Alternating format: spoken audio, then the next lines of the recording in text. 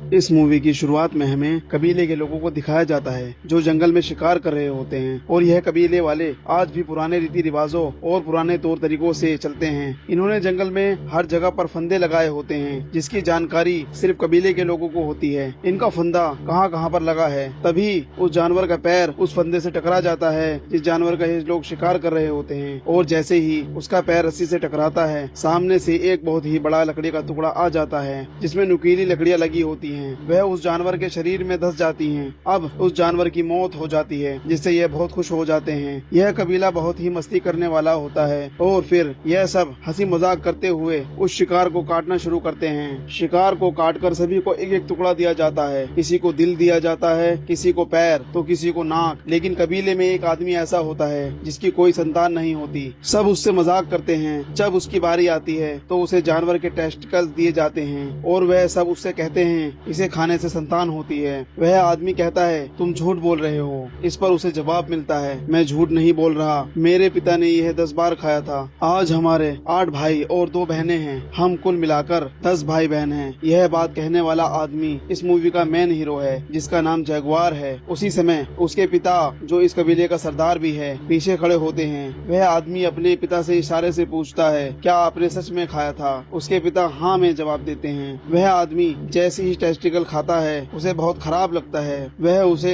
ठीक से खा भी नहीं पाता और उल्टी कर देता है। सभी लोग उसका मजाक उड़ाते हैं और आपस में लड़ने लगते हैं। तभी जगुआर के पिता जो कबीले के सरदार हैं वहाँ आते हैं। वह सबको शांत कराते हैं और उस आदमी को अपने पास बुलाकर कुछ खास बात कहते हैं। सरदार कहता है तुम्हें और मजबूत बनना पड़ेगा, तुम हमेशा मजाक के पात्र क्यों बनते हो। वह आदमी जवाब देता है मेरे बच्चे नहीं होते इसलिए सब मेरा मजाक उड़ाते हैं। सरदार बोलता है मेरे पास एक दवा है, इसे इस्तेमाल करने से तुम्हारे बच्चे हो जाएंगे। उस आदमी ने हैरानी से पूछा क्या सच में ऐसा हो सकता है। सरदार ने कहा हाँ ऐसा हो सकता है, लेकिन ध्यान रखना यह दवा बहुत ही शक्तिशाली है। वह आदमी कहता है प्लीज मुझे वह दवा दे दीजिए, मैं किसी भी तरह बाप बनना चाहता हूँ और इन सब का मुंह बंद करना चाहता हूँ। सरदार ने कुछ पत्ते निकाले और उस आदमी को दिए। फिर उन्होंने समझाया इसे खाना मत, जब तुम संभोग करोगे उससे पहले इसे अपने लिंग पर लगाना, लेकिन ध्यान रखना इसे खाना नहीं है। तभी हमारे हीरो जगुआर को एहसास होता है कि झाड़ियों के पीछे कोई है। वह खड़ा होता है और उस तरफ देखने लगता है। जगुआर पूछता है वहाँ कौन है। झाड़ियों से कुछ आदिवासी निकलते हैं और उनके सामने 4 बड़ी बड़ी मछलियाँ रख देते हैं। वे कहते हैं हम यहाँ से गुजरना चाहते हैं, बदले में हमें अपने शिकार का एक टुकड़ा दे दो। कबीले के लोग उन्हें शिकार का एक टुकड़ा देते हैं और वहाँ से गुजरने की इजाजत दे देते हैं। अगले ही पल झाड़ियों के पीछे से कई आदिवासी निकलते हैं। जगुआर देखता है कि उनमें से कई घायल हैं। वह पूछता है यह सब क्या हुआ। एक आदिवासी जवाब देता है हमारा कबीला खत्म हो गया, अब हम नई शुरुआत के लिए जा रहे हैं। जगुआर उनसे और सवाल करना चाहता है और उनके पीछे जाने की कोशिश करता है, लेकिन उसके पिता जो कबीले के सरदार भी हैं उसे रोक देते हैं। जगुआर परेशान होने लगता है। उसके पिता पूछते हैं तुम परेशान लग रहे हो। जगुआर कहता है हाँ मैं परेशान हूँ। पिता कहते हैं डर तुम्हारे दिल में घर कर गया है, लेकिन डरने से कोई फायदा नहीं। मैं चाहता हूँ कि तुम भी ना डरो और एक अच्छे लीडर बनो। और ध्यान रखना गांव में इस डर के साथ मत जाना। इसके बाद सभी अपने कबीले में लौट आते हैं। वहाँ का माहौल बहुत अच्छा होता है। सब लोग हंसी मजाक करते हैं, म्यूजिक बजाते हैं और आनंद लेते हैं। तभी एक बूढ़ी औरत जो उस आदमी की सास होती है उसे पकड़ लेती है और कहती है तुमने मुझे धोखा दिया, मुझे एक पोता चाहिए। अगर तुम मुझे पोता नहीं दे सकते तो अपनी बेटी के लिए कोई और मर्द ढूंढ लूंगी। यह सुनकर वह आदमी और उसकी बीवी अंदर चले जाते हैं। वह आदमी और उसकी पत्नी बच्चे के लिए फिर से कोशिश करते हैं। आपको याद होगा कि हीरो के पिता ने उसे जंगल में एक दवा दी थी और कहा था कि इसे अपने लिंग पर लगाना, इससे बच्चे पैदा होंगे। लेकिन जब वह और उसकी पत्नी सहवास शुरू करते हैं तो उन्हें बहुत जलन होने लगती है। दोनों दर्द से चिल्लाते हैं। असल में वह दवा नहीं बल्कि मिर्ची का पाउडर था। उन्हें भागते हुए देखकर कबीले के लोग जोर जोर से हंसने लगते हैं और उनका मजाक उड़ाते हैं। इसके बाद जगुआर अपने घर में जाता है और अपनी पत्नी से मिलता है जो गर्भवती है। उनका एक बेटा भी है जिससे वह बहुत प्यार करता है। कबीले में सब लोग खुशी से नाच रहे होते हैं, लेकिन जगुआर ख्यालों में खोया हुआ होता है। सुबह दूसरे कबीले की जो हालत उसने देखी थी वह उसके दिल में डर पैदा कर देती है। उसकी पत्नी पूछती है तुम इतने गुमसुम क्यों हो, लेकिन जगुआर कुछ नहीं बताता। वह उसकी गोद में सिर रखकर सो जाता है। रात में जब जगुआर अपने परिवार के साथ सो रहा होता है तो उसे कुत्ते के भौंकने की आवाज आती है। वह जाग जाता है और उसे एहसास होता है कि बाहर कुछ हलचल हो रही है। सुबह देखे दृश्य की वजह से वह पहले से ही डरा हुआ होता है। जगुआर बाहर झाँक कर देखता है, उसे मशालों की रोशनी और कुछ आदिवासी दिखाई देते हैं। वे हमलावर होते हैं जो पेड़ों के पीछे छुपे रहते हैं। उनके नेता के इशारे पर वे कबीले पर हमला कर देते हैं। जगुआर समझ जाता है कि खतरा करीब है। वह जल्दी से अपने परिवार को उठाता है और एक सूखे कुएं के पास ले जाता है। वहाँ वह अपनी गर्भवती पत्नी और बेटे को रस्सी के सहारे कुएं में उतारने लगता है। तभी एक हमलावर आदिवासी उन्हें देख लेता है और जगुआर पर हमला करने के लिए दौड़ता है, लेकिन जगुआर उसे मार गिराता है। वह अपनी पत्नी और बेटे को जल्दी से कुएं में उतारता है, लेकिन हमलावर वहां तक पहुंच जाते हैं। जगुआर एक हमलावर को नीचे गिरा देता है। जैसे ही वह कुएं के अंदर झांकता है, जगुआर उसे खींचकर ऊपर ले आता है और मार देता है। जगुआर अपनी पत्नी और बेटे से कहता है, मुझे कबीले के लोगों की मदद के लिए जाना होगा। उसकी पत्नी उसे रोकने की कोशिश करती है, लेकिन जगुआर वादा करता है, मैं वापस आऊंगा। फिर वह अपने कबीले की मदद के लिए निकल जाता है। कबीले में लगभग सभी लोगों को हमलावरों ने बंदी बना लिया होता है। यहाँ कई लोगों को मार दिया जाता है। एक खतरनाक आदिवासी जिसका नाम मिडिल है, जगुआर पर हमला करता है। वह अपने चाकू से जगुआर को मारने की कोशिश करता है, लेकिन जगुआर चाकू पकड़कर उसे मोड़ देता है। इससे पहले कि जगुआर मिडिल को मार सके, कबीले का सरदार वहाँ आ जाता है और जगुआर को बंदी बना लेता है। मिडिल जगुआर को मारना चाहता है, लेकिन सरदार उसे रोक देता है। कहता है, मुझे इसकी जरूरत है। जगुआर के पिता भी बंदी बना लिए जाते हैं। जगुआर अपने पिता से कहता है, मुझे माफ कर दो पिताजी। मिडिल यह सुन लेता है और समझ जाता है कि यह जगुआर के पिता हैं।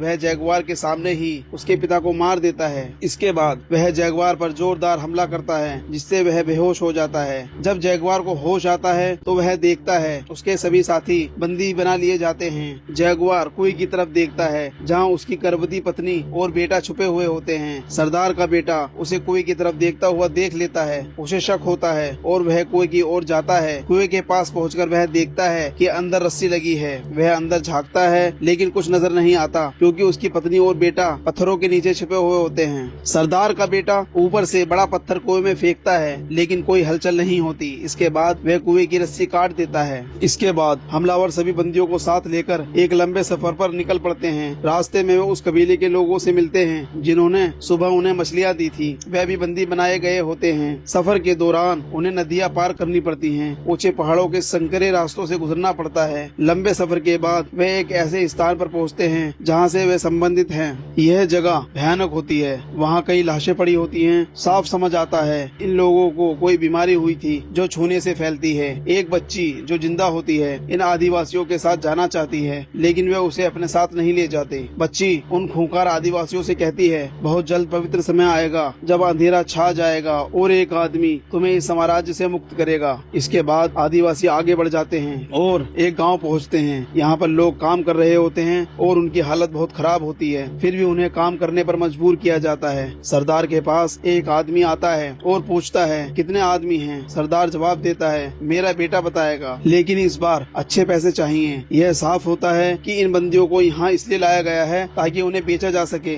इस गाँव में इंसानों की खरीद फरोख्त की जाती है और बंदी बनाई गई औरतों की बोली लगाई जाती है। उन्हें बेच दिया जाता है। बाकी बचे हुए आदमियों को आगे लाया जाता है। वे एक भीड़ भरी जगह पहुंचते हैं जो एक मंदिर की तरह होती है। वहां हजारों लोगों की बलि दी जा रही होती है। जगुआर को भी बलि देने के लिए ले जाया जाता है। यह लोग ईश्वर को खुश करने की बात कर रहे होते हैं, लेकिन जैसे ही जगुआर की बलि दी जानी होती है, सूर्य ग्रहण हो जाता है। चारों तरफ अंधेरा छा जाता है। यह देखकर सभी लोग घबरा जाते हैं और प्रार्थना करने लगते हैं। कुछ देर बाद जब सूर्य ग्रहण खत्म होता है तो जगुआर की बलि नहीं दी जाती। उसे और बाकी बंदियों को एक दूसरी जगह ले जाया जाता है। इस जगह पर एक लंबा सा मैदान होता है जिसके दूसरी तरफ मक्के का खेत और जंगल होता है। बंदियों को कहा जाता है, भागो और अपने जंगल लौट जाओ। सरदार का बेटा मक्के के खेत के पास खड़ा हो जाता है ताकि कोई बचकर भाग ना सके। बंदियों को भगाया जाता है और पीछे से उन पर भाले और अन्य हथियार फेंके जाते हैं। कई लोग मारे जाते हैं। जगुआर और उसका एक साथी बचने की कोशिश करते हैं। वे अपनी चालाकी से भागते हैं, लेकिन जगुआर का साथी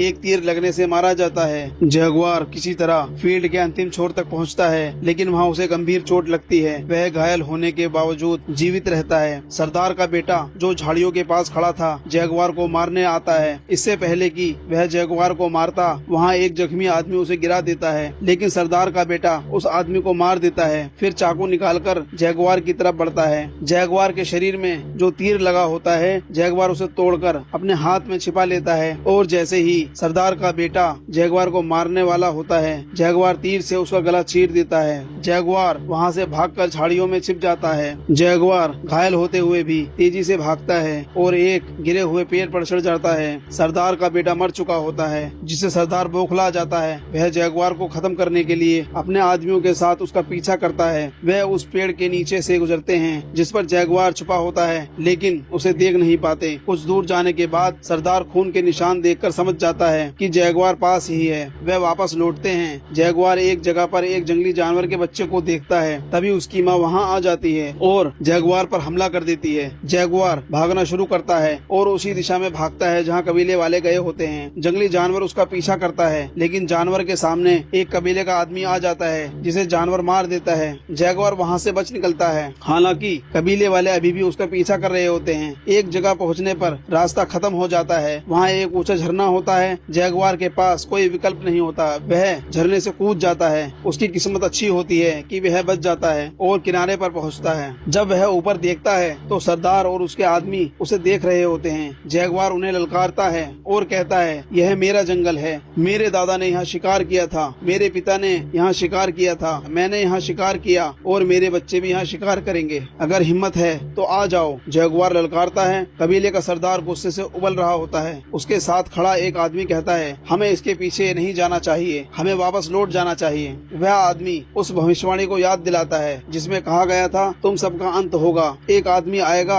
जो तुम्हें तुम्हारे जंगल से बाहर ले जाएगा और फिर तुम कभी वापस नहीं आओगे। यह सुनकर सरदार भड़क उठता है और गुस्से में अपने ही आदमी को चाकू मारकर उसकी जान ले लेता है। इसके बाद सरदार और उसके आदमी जैगवार का पीछा करते हैं। जैगवार जो लगातार भाग रहा होता है, अचानक रुक जाता है। वह दलदल से बाहर निकलकर अपने ऊपर लगे कीचड़ को देखता है और जोर से खुद से कहता है, मैं हूँ जैगवार, यह जंगल मेरा है, मुझे कोई नहीं हरा सकता, मैं किसी से नहीं डरता। इसके बाद जैगवार भागने के बजाय पलटकर आदिवासियों का सामना करता है। वह अलग अलग तरीके अपनाकर एक एक करके उन्हें मारना शुरू कर देता है। सबसे पहले वह मधुमक्खियों का एक बड़ा छत्ता आदिवासियों पर गिरा देता है, फिर एक आदमी को जहरीले मेंढक के जहर से मार देता है। आखिरकार वह उस आदमी का सामना करता है जिसने उसके पिता को मारा था। वह आदमी जैगवार की ओर दौड़ता है और जैगवार भी एक हथियार की ओर बढ़ता है। जैगवार घुटनों के बल गिरते हुए हथियार उठा लेता है और अपने दुश्मन पर वार करता है। दुश्मन चूक जाता है, लेकिन जैगवार नहीं चूकता और उसे मार गिराता है। अब बारिश शुरू हो जाती है। जैगवार की पत्नी और बच्चे कुएं के अंदर होते हैं, जहां लगातार पानी भर रहा होता है। उसकी पत्नी को लेबर पेन शुरू हो जाता है, किसी भी वक्त उसकी डिलीवरी हो सकती है। जैगवार किसी तरह दौड़ता हुआ कुएं तक पहुंचता है। वह अपनी पत्नी और बच्चों से कहता है, हमें बाहर निकालना होगा, लेकिन कुएं में पानी का स्तर तेजी से बढ़ रहा होता है। इस बीच 3 आदिवासी जैगवार का पीछा करते हुए वहाँ पहुँचते हैं। उनमें से 2 कुएं के पास रुक जाते हैं और अंदर झांकते हैं। वह जैगवार की पत्नी और बच्चों को देख लेते हैं। कबीले का सरदार जो अब तक जैगवार के पीछे भाग रहा था, आखिरकार उसे पकड़ लेता है। सरदार जो जैगवार को मारने के लिए तीर चलाता है, उसे दूर से निशाना बनाता है। तीर जैगवार के दिल के थोड़ा ऊपर लगता है, जिससे वह जख्मी हो जाता है। लेकिन जैगवार हार मानने के बजाय खड़ा होकर सरदार को चैलेंज करता है। सरदार तीर कमान फेंककर चाकू निकालता है और जैगवार की ओर दौड़ता है। लड़ाई के दौरान उसका पैर एक फंदे से टकरा जाता है। यह वही फंदा होता है जो कबीले वाले जानवरों को पकड़ने के लिए लगाते थे।